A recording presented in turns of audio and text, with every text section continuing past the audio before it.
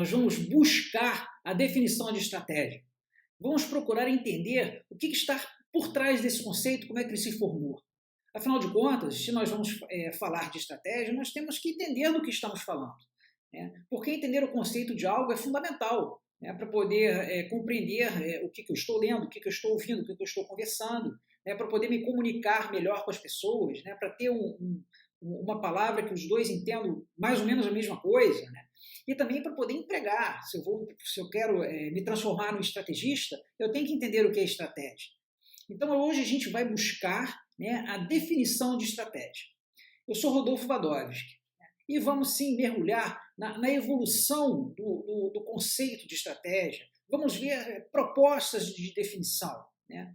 A ideia é que ao final do vídeo a gente se sinta confortável com essa conceituação de estratégia, saber o que é estratégia de forma um pouco mais específica e também não parar de confundir estratégia com outros termos, como tática, operações, planejamento, plano. Bom, enfim, hoje a gente vai falar sobre estratégia, né? A definição de estratégia. Vamos perseguir essa definição.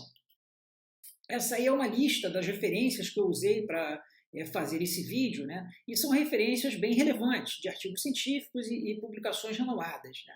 Se você quiser aprofundar mais no tema, basta dar um pause aqui no vídeo e verificar cada um dos artigos. E existe uma definição de estratégia. A palavra estratégia ela se popularizou, né? E perdeu bastante o seu sentido, né? Hoje em dia tudo é estratégia. Eu até tenho um vídeo que fala sobre o problema do uso indiscriminado dessa palavra estratégia. Então hoje a gente vai sair dessa armadilha. A gente vai observar ao longo da história, né, e principalmente ao longo das últimas décadas, como é que esse conceito vem se formando e o que significa a palavra estratégia. A origem da palavra estratégia, né, a sua etimologia, ela vem da Grécia Antiga, né, onde podemos destacar o Conselho de Guerra Ateniense, né, composto por 10 estrategos, né, sendo que Tucídides, né, que foi um estratego e viveu ali entre 460 e 395 anos antes de Cristo, e escreveu, né, a história da Guerra do Peloponeso, que foi uma guerra entre Esparta e Atenas, né? Tucídides era um estratego, né? E nesse trabalho dele, muitas ideias importantes de estratégia foram consolidadas, e até hoje elas nos impactam. Então, quais seriam, né, esses pensamentos de Tucídides que entraram no DNA da palavra estratégia?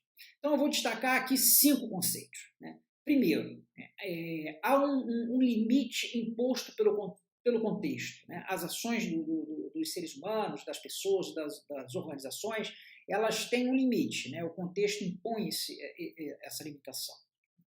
O segundo ponto diz respeito às alianças tão necessárias para executar determinadas estratégias, né? E Tucídides frisa que as alianças têm aspectos positivos e também traz muita instabilidade.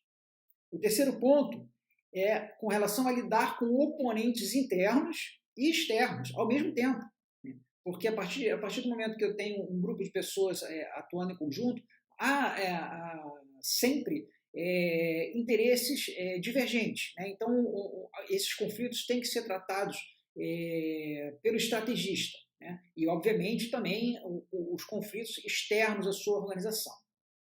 O quarto ponto que Tucídides frisa, né, é com relação ao impacto do inesperado, né? O ser humano não consegue prever o futuro, ele consegue enxergar as forças que estão atuando no presente, né, ver o que é certeza, o que é incerteza, e aí ele faz extrapolações e tenta, né, imaginar quais seriam as consequências das suas ações hoje. Mas isso tudo é muito limitado, porque podem acontecer coisas inesperadas, né, coisas que não foram previstas.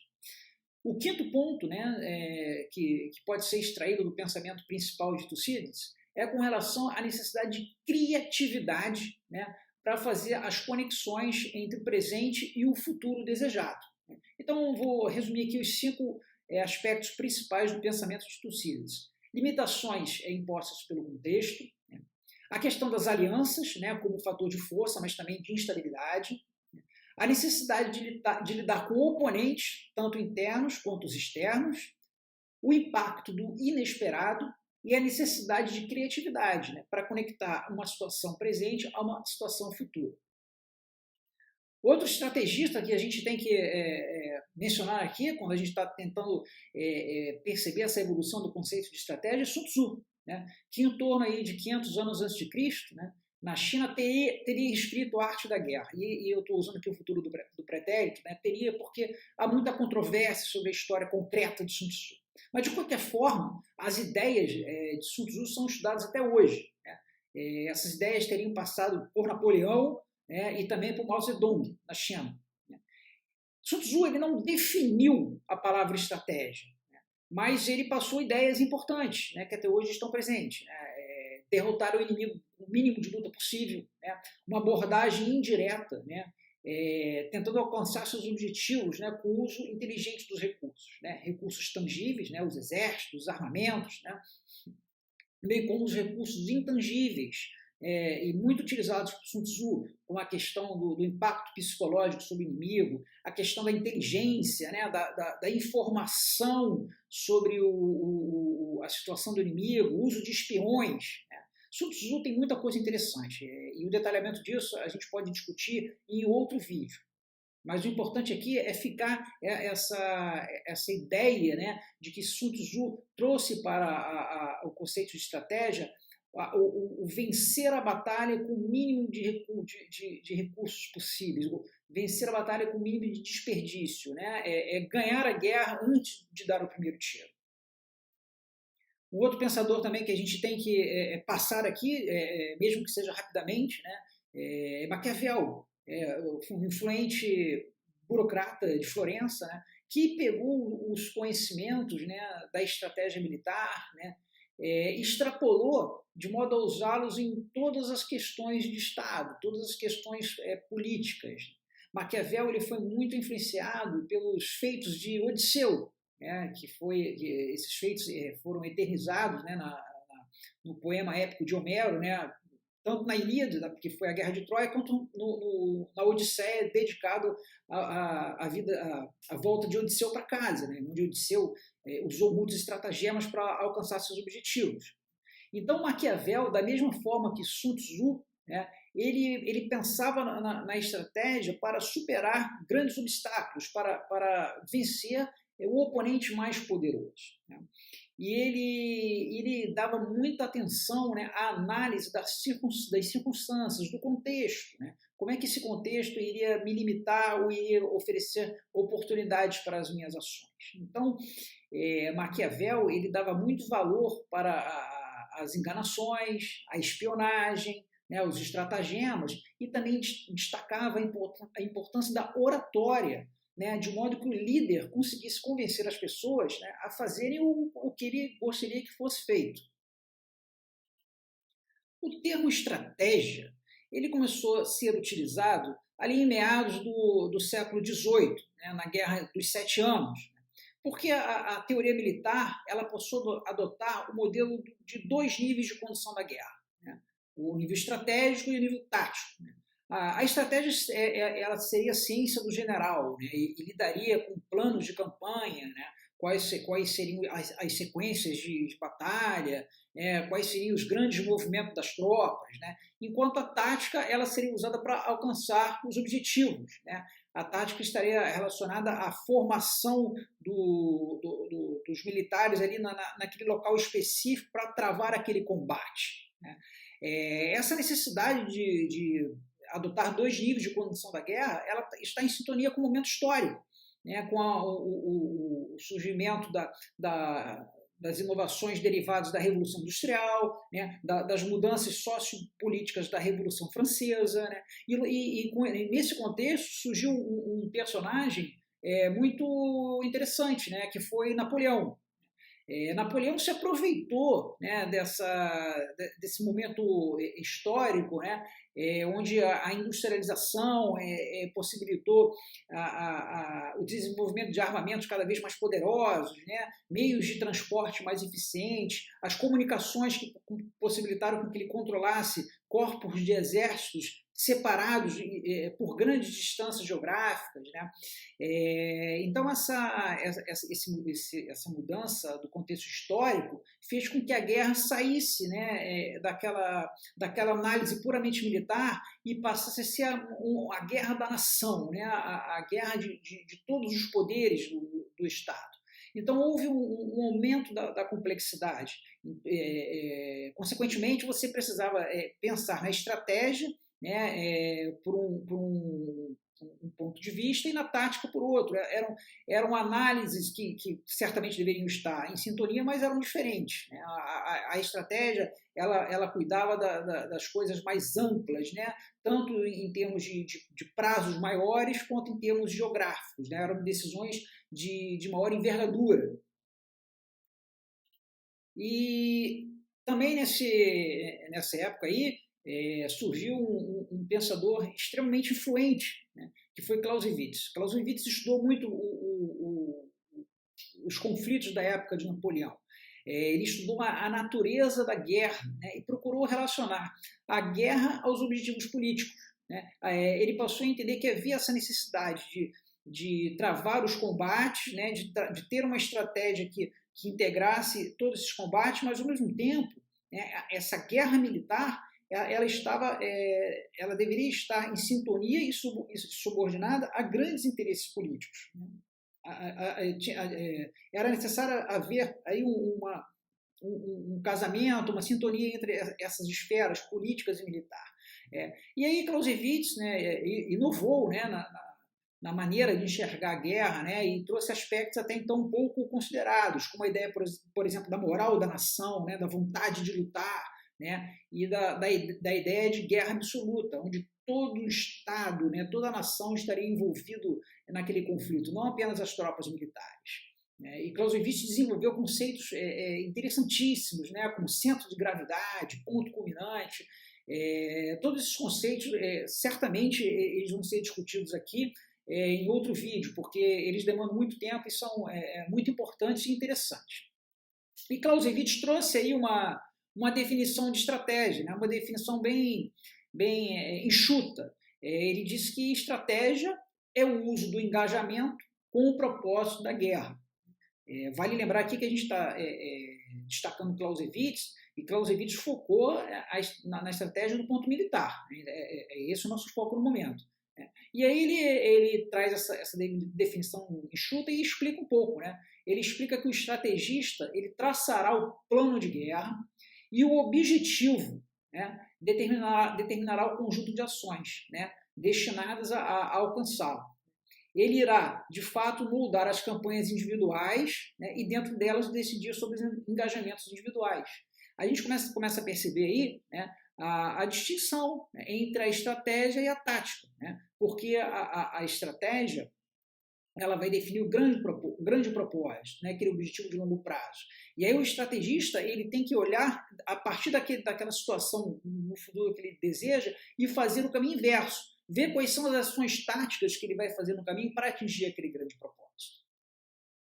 Um outro pensador também muito influente foi Jomini, né, que foi um soldado suíço que depois virou um teórico, né, e ele lutou ao lado de Napoleão. E aí ele traz uma definição, uma definição também bem enxuta, né? Que a estratégia é a arte, né, de fazer a guerra no mapa, né? E compreende todo o teatro de guerra. Ou seja, ele passa, né, a mensagem que ele passa é que a estratégia é uma coisa muito ampla. Né? Então o estrategista ali naquele contexto dele, de Napoleão, abriria o mapa da Europa, né, e faria ali as suas considerações de macro, né, as suas considerações abrangentes de como é que ele ia se deslocar naquele terreno, né, a partir da visão do mapa. E aí cada detalhe, né, cada combate ali estaria no nível da tática. Né? Jomini escreveu um livro, né, A Arte da Guerra, e é interessante que esse título, A Arte da Guerra, ele é atribuído a um livro de Sun Tzu, né? Maquiavel também tem um título, A Arte da Guerra, e nessa época, normalmente esses trabalhos que falavam sobre estratégia, guerra, eles tinham esse carimbo, né? A Arte da Guerra. E na busca por um conceito, ou mesmo uma definição mais específica do termo estratégia, né, no campo militar, nós podemos destacar Liddell-Hart, que foi um historiador militar que talvez seja o mais influente nos tempos atuais. O pensamento de Liddell-Hart está muito em sintonia com Sun Tzu. E a maior contribuição de Liddell-Hart está na busca entre o equilíbrio, né, ou o uso de uma abordagem direta, né, como o próprio nome diz, e uma abordagem indireta. Né? Essa abordagem indireta ela faz uso de movimentos e ações inesperadas, né, uma manobra extraordinária. Né? E esse uso estratégico, né, de uma abordagem indireta, ele acontece antes das ações táticas, de forma que no início dos combates, né, a posição do estrategista que usou essa abordagem direta seja tão vantajosa que termina sendo desnecessário, né, haver aquele combate mortal efetivo. Né?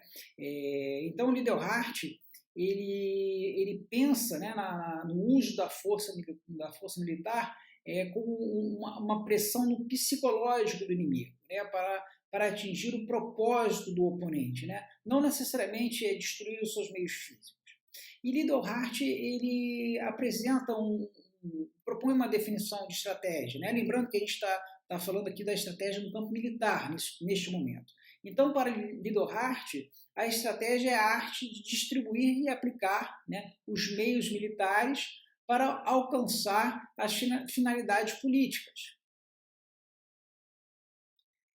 E um outro estrategista militar, também contemporâneo, que nós podemos destacar aqui, é John Boyd, que foi um piloto da Força Aérea Americana e depois consultor do Pentágono, né, que apresentou esse conceito, né, de um ciclo de decisões, né, o ciclo Oda.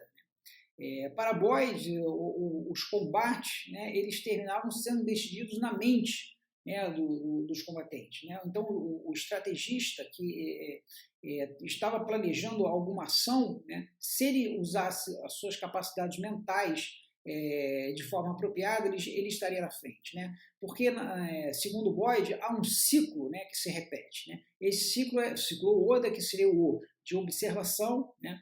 Então, o estrategista observa o que está acontecendo, em seguida ele se orienta, né? Ele faz a análise considerando os seus objetivos e o que ele observou, né, no ambiente, né? E aí ele decide, né? Ele toma uma decisão, né, levando tudo isso em consideração e parte para a ação. E aí esse ciclo se repete. Então, na visão de Boyd, se eu conseguir rodar esse ciclo de forma bem veloz, na frente do meu oponente, eu estarei sempre na vantagem.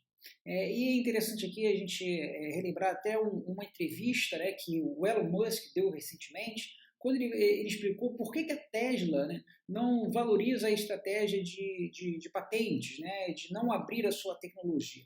Porque, segundo o Elon Musk, a estratégia dele é rodar, né, o ciclo de inovações de forma muito mais rápida do que a concorrência. Então, não haveria sentido da Tesla se preocupar com tecnologias ultrapassadas. Né? Ele quer estar na frente. E é até bom, né, para a Tesla que os concorrentes se fixem naquelas tecnologias que a Tesla já não está mais interessada.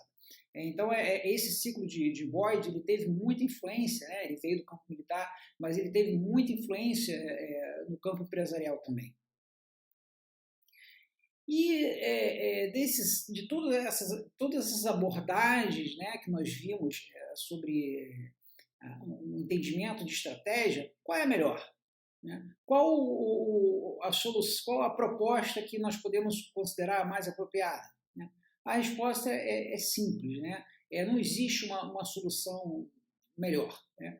O que existe, na realidade, são entendimentos de estratégia de acordo com o contexto histórico, né, de acordo com o campo de atuação que aquele estrategista estava pensando, né, e aí essa estratégia ela realmente seria a mais apropriada para aquele contexto histórico, para aquele campo de atuação.